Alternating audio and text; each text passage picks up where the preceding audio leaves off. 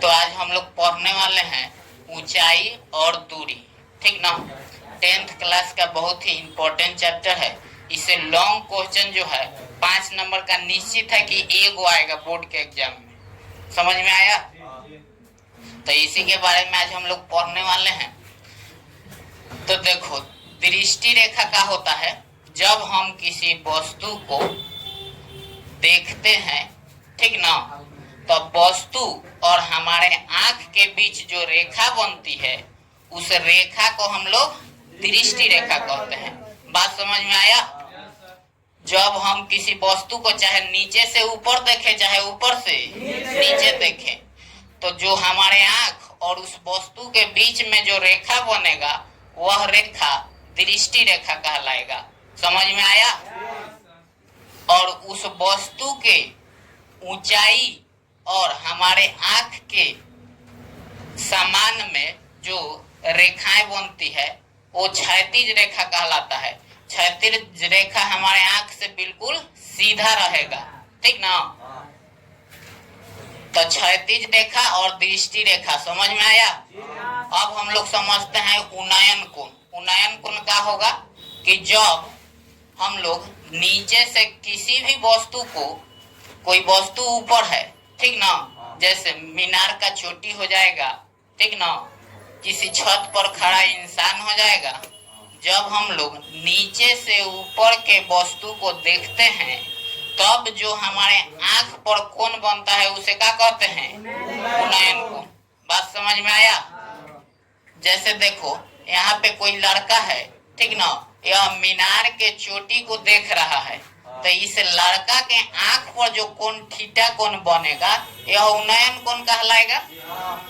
हई वाला जो लाइन बन रहा है क्षैतिज रेखा, हई वाला जो लाइन है वो क्या हो जाएगा? दृष्टि रेखा। और इस दृष्टि रेखा और क्षैतिज रेखा के बीच का कोण उन्नयन कोण कहलाता है। तो उन्नयन कोण शॉर्ट में समझ में आया कि जब हम नीचे से किसी वस्तु, ऊपर की वस्तु को देखते हैं तो आंख पर बनने वाला कोण क्या कहलाएगा? उन्नयन कोण। समझ में आया? चलो, अब हम लोग देखते हैं अवनमन कोण। तो अवनमन कोण किसे कहते हैं? जब हम किसी छत पर खड़ा होते हैं, चाहे किसी मीनार पर चढ़े होते हैं, और तब किसी वस्तु को, नीचे स्थित वस्तु को देखते हैं, तो जो हमारे आंख पर कोण बनता है उस कोण को अवनमन कोण कहते हैं। जैसे देखो, कोई आदमी है जो छत पर खड़ा है, यह नीचे के वस्तु को देख रहा है, ठीक ना।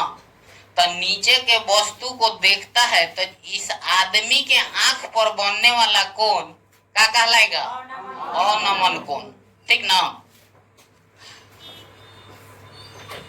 अब देखो, यहाँ इसका आंख है और इस आंख और इस वस्तु के बीच में जो रेखा है ये दृष्टि रेखा है, और आंख के सामने सामने जो रेखा है वो क्षैतिज रेखा है, और दोनों के बीच का कोण थीटा कोण कहलाता है।